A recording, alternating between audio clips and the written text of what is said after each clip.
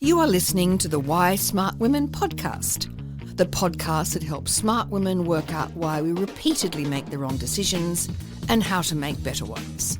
From relationships, career choices, finances, to faux fur jackets and kale smoothies. Every moment of every day, we're making decisions. Let's make them good ones. I'm your host, Annie McCubbin, and as a woman of a certain age, I've made my own share of really bad decisions. Not my husband. I don't mean him, though. I did go through some shockers to find him. And I wish this podcast had been around to save me from myself. This podcast will give you insights into the working of your own brain, which will blow your mind. I acknowledge the traditional owners of the land on which I'm recording, and you are listening on this day. Always was, always will be, Aboriginal land. Well, hello, smart women. For the next 3 weeks, I'm going to be playing 3 chapters a week of my audiobook from Why Smart Women Make Bad Decisions and How Critical Thinking Can Protect Them. So if you find yourself listening in and you're up to chapter 4, by all means, wind it back, go back to chapter 1 because it's a narrative and it has a very strong narrative arc. Hope you enjoy it. See you on the other side. Bye. Chapter 6. Cat has a performance review. Today is your performance review. The invitation popped up last Thursday.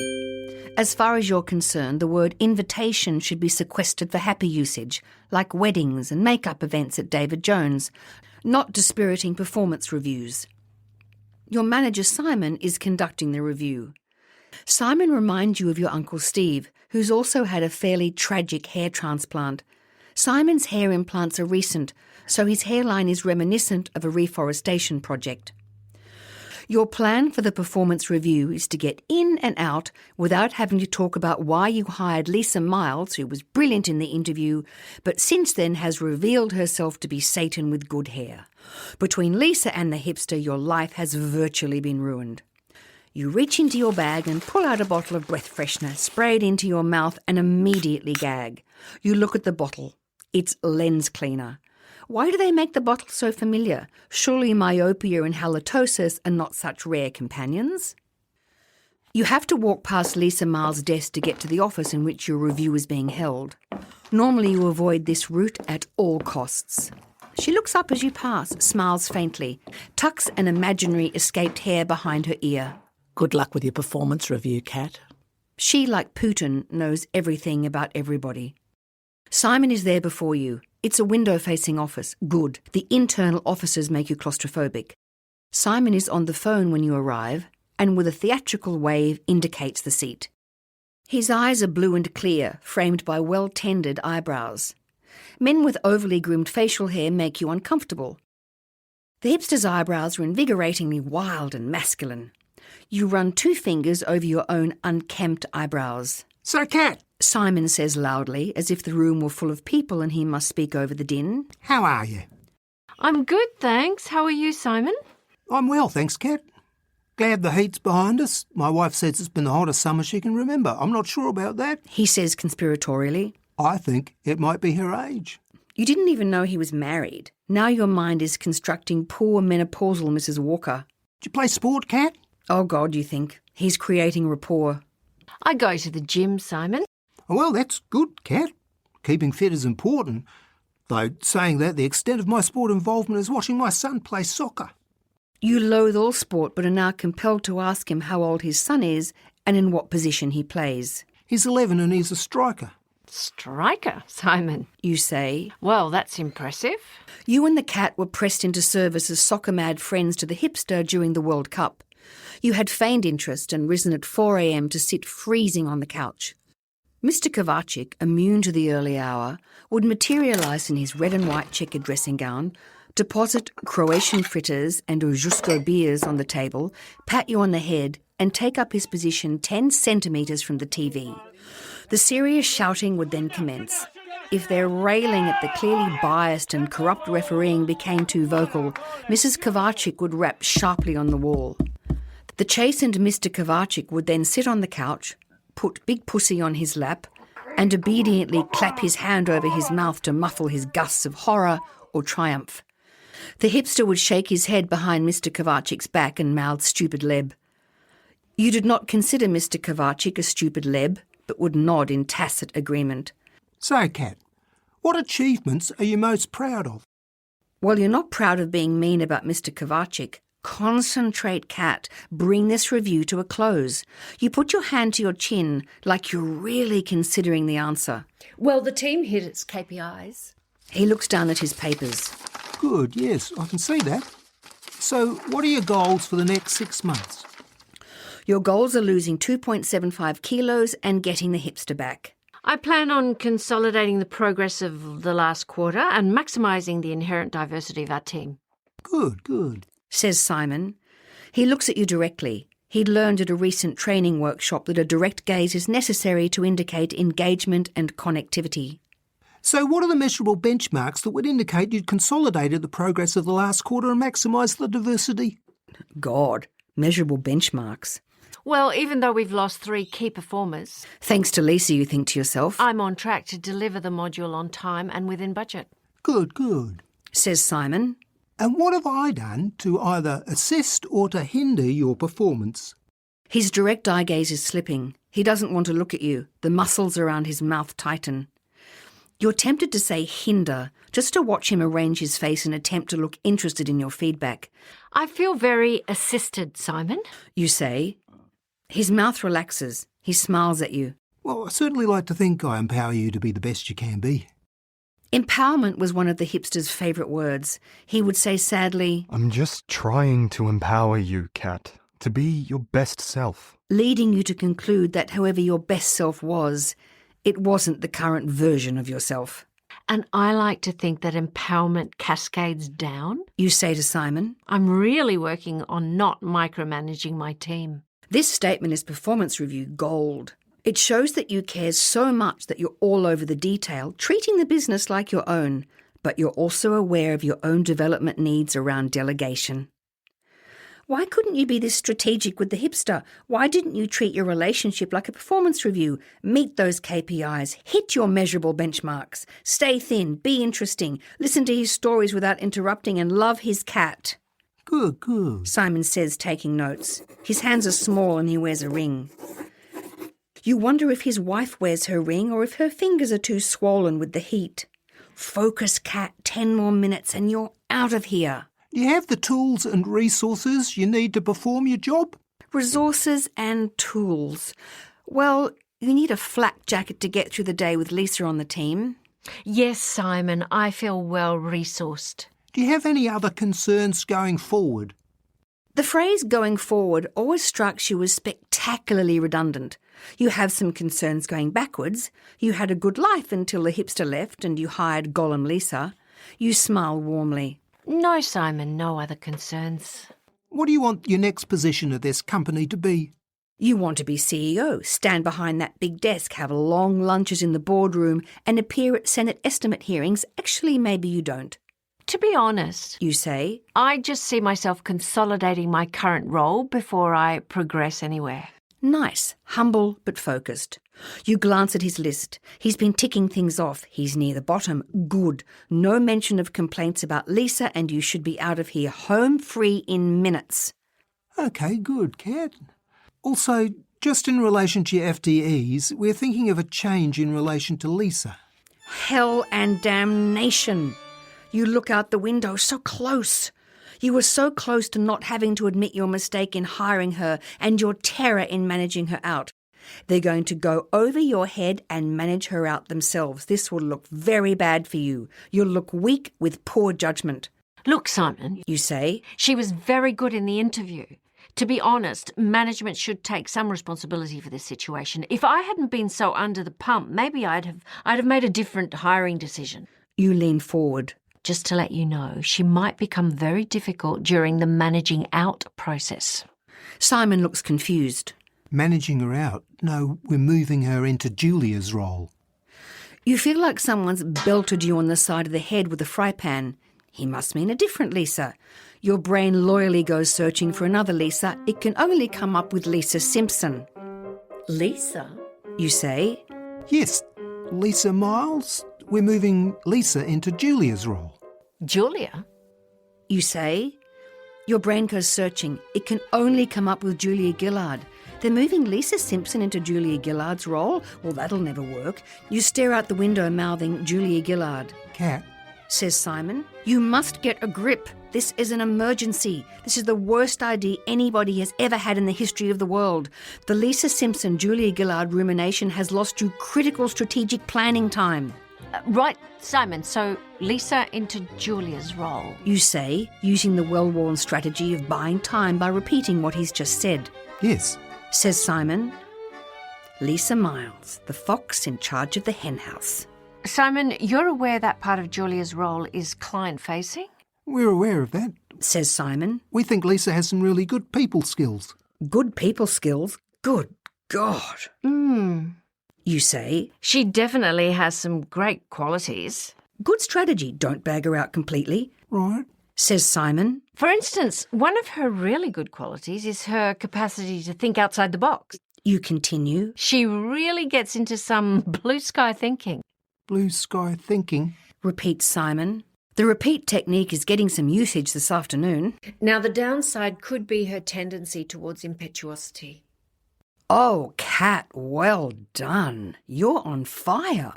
Impetuosity, a word pulled from your 19th century literary vocabulary. Impetuous. Repeats Simon obediently, though you observe he's stopped taking notes. Yes. You say slowly, nodding as if giving it more consideration. So, Simon? Before you go on, Cat, Lisa has mentioned there's been some He pauses, looking for the right term. tension. The air has gone out of your body. You feel yourself to be a flat pack. Someone could take you home and turn you into a bookshelf. You are blindsided by the knowledge that Lisa has won. You are out of her league. She has usurped you. You put your hand up to your head, pull out a hair. Also, Lisa mentioned you might have been a bit stressed. You try to return the hair to your head, a bit stressed. Is this not Lisa's way of insinuating that you are unable to cope with life's usual up and downs? That you're rendered useless in the face of a few challenges? Your digestive system starts to respond to the unfolding disaster. An acrid, metallic taste appears in your mouth. So just finally, Cat, in which area or areas would you like to improve? You swallow, then realise the metallic taste is the lens cleaner. You are now worried your breath smells like ethanol. He may have already concluded you've been drinking at work, another indication of your out-of-control stress. Lisa probably planted the lens cleaner in your bag. She may even have switched the labels. Are there no lengths she won't go to bring you down? Cat, areas of improvement? Areas of improvement, areas of improvement. You'd like the hipster to ring you and beg you to take him back. You'd like to be able to manage difficult people. You'd like to speak Chinese. You'd like to be less obsessional about the hipster. You'd like to be less anxious. You'd like to drink less. You'd like to be interested in superannuation. You'd like to be vegan. You'd like to lose 2.75 kilos. You'd like to be less obsessional about your weight. You'd like to remember that every second Tuesday is glass recycling night. You'd like to be less of a pushover. You'd like to be tidier. You'd like to be less judgmental. Cat? Cat, are you okay? Yes, I'm okay, Simon. You say, attempting to smile. You feel the corners of your mouth go up, but your eye muscles remain resolutely immovable. That's good to know. Though we do have support in the business if you feel the need to reach out. Normally the words reach out irritate you intensely. But as you look up at Simon, smiling at you, pen poised over your report, you feel your defensiveness wane. He seems to be genuinely concerned. You allow your gaze to rest briefly on the transplanted hairs clinging to his hairline. An image of him, standing on the sidelines of his local soccer game next to his steadfast wife, pushes itself past your judgment. There he is, pinioning his fringe against the wind, yelling support to his young son powering down the field. You see a man struggling with the notion of losing his masculinity. You feel a rush of sympathy. You feel bad for judging him. You'd like to have more courage. You'd like to be less avoidant. You'd like to be brave, Simon, you say. we need to talk about Lisa. Let's talk about corporate speak and avoidance. Someone is putting their rubbish in your bin, causing it to overflow. You've seen them loading it in every Tuesday night. Do you? A. Set your alarm for 3 a.m, go outside, take the offending garbage out and put it in someone else's bin. You know it's not ideal, but well, you didn't start it. B. Stop eating on Monday and Tuesday so there's less garbage. Also has side benefit of weight loss. C. Hire a mafia hitman. D. Calmly approach the person and ask them not to do it. If you answered A, B or C, this chapter is for you. If you answered D, you are already perfect and may stop reading. No, not really. You're likely kidding yourself and you're actually an undercover A, B or C. Let's face it, avoidance as an option in difficult situations is very appealing. The downside is that invariably the avoided issue comes back to bite you. As we've seen in earlier chapters, it's often the limbic system, the emotional part of our brain, that makes the decision to avoid something, and we then post-rationalise it in our frontal lobe. We're mostly unaware that this process is occurring. For example, if we don't go for a dental checkup because we're frightened of the pain, we might convince ourselves it's because we haven't got the time. In the same way, Kat was aware she was being avoidant, but felt it was justified. She didn't want to deal with the issue of Lisa, but also didn't want to confront what might happen if Lisa was as destructive as Kat believed. The result of the avoidance was costly. It was only when Kat saw through her initial perception of Simon and understood he was being genuinely kind to her that she decided to come clean and tell the truth. What's that got to do with all the corporate speak? Corporate speak is the ideal way to avoid confrontation, by saying something without really saying anything. You can skirt around an issue sounding competent while biding your time until you can exit the meeting and go and get a coffee, wine, croissant. If you've worked in the corporate sector, you've probably attended a corporate event in which you were subjected to an hour and a half of relentless corporate speak. Nobody sets out to bore their audience to death, and yet it's a frighteningly common occurrence. Using corporate speak is such a cultural norm that we can genuinely kid ourselves that we're effectively communicating. We're just not.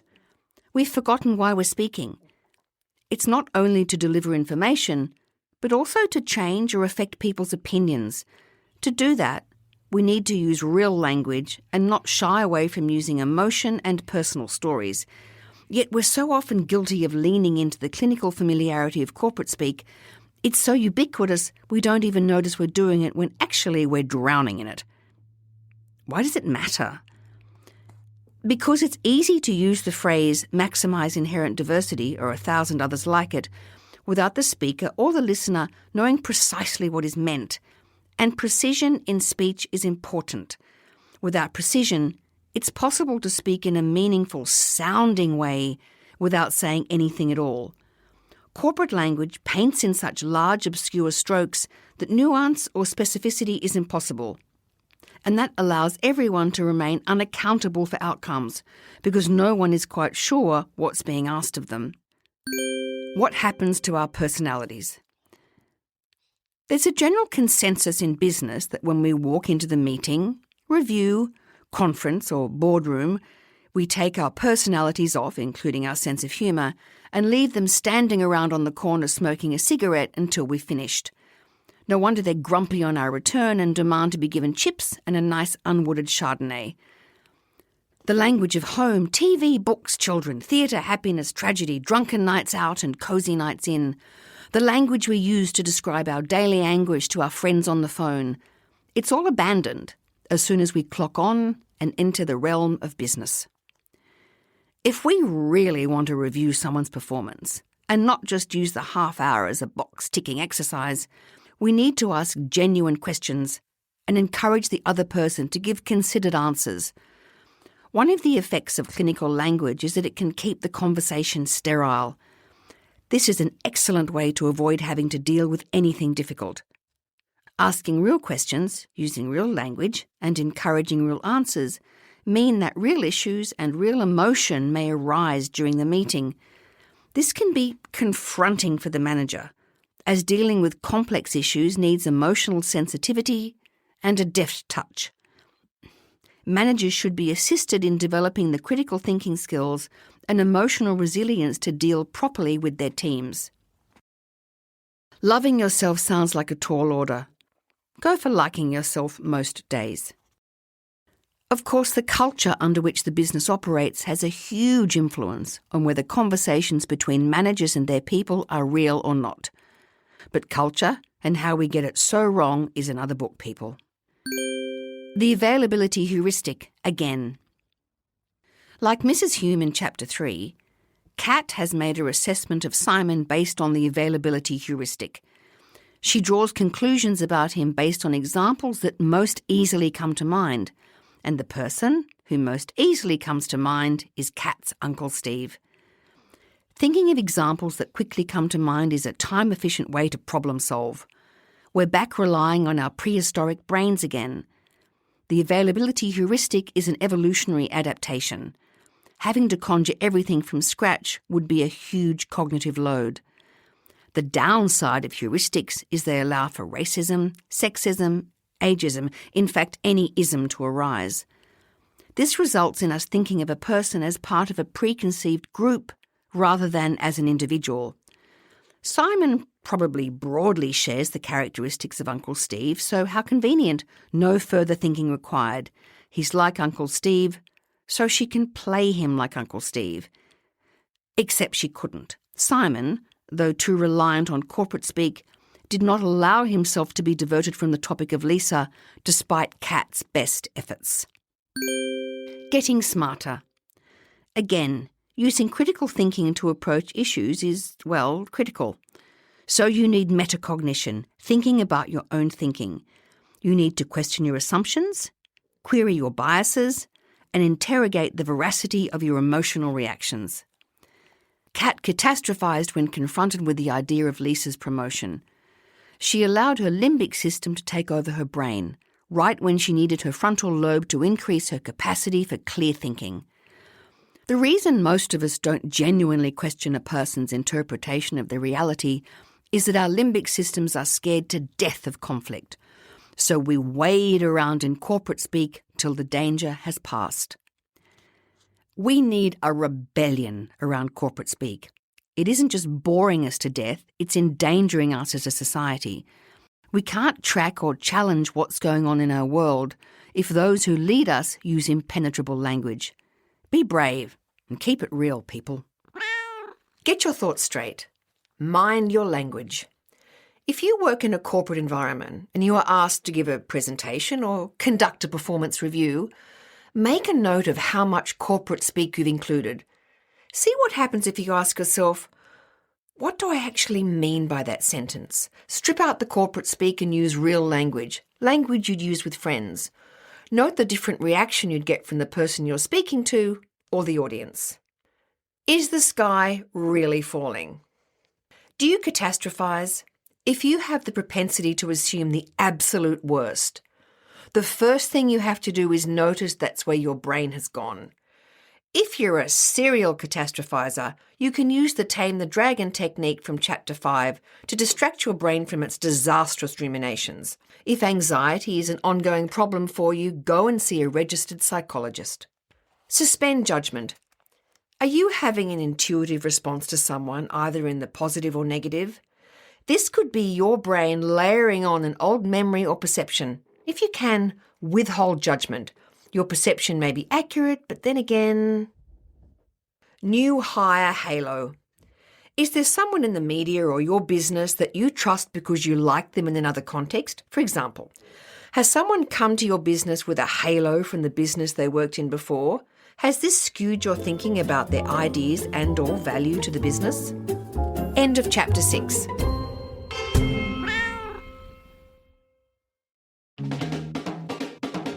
Thanks for tuning into Why Smart Women with me, Annie McCubbin. I hope today's episode has ignited your curiosity and left you feeling inspired by my anti-motivational style. Join me next time as we continue to unravel the fascinating layers of our brains and develop ways to sort out the fact from the fiction and the over 6,000 thoughts we have in the course of every day. Remember, intelligence isn't enough. You can be as smart as paint, But it's not just about what you know, it's about how you think. And in all this talk of whether or not you can trust your gut, if you ever feel unsafe, whether it's in the street, at work, in a car park, in a bar, or in your own home, please respect that gut feeling. Staying safe needs to be our primary objective. We can build better lives, but we have to stay safe to do that. And don't forget to subscribe, rate and review the podcast and share it with your fellow smart women and allies. Together, we're hopefully reshaping the narrative around women and making better decisions. So until next time, stay sharp, stay savvy, and keep your critical thinking hat shiny. This is Annie McCubbin signing off from Why Smart Women. See you later. This episode was produced by Harrison Hess. It was executive produced and written by me, Annie McCubbin.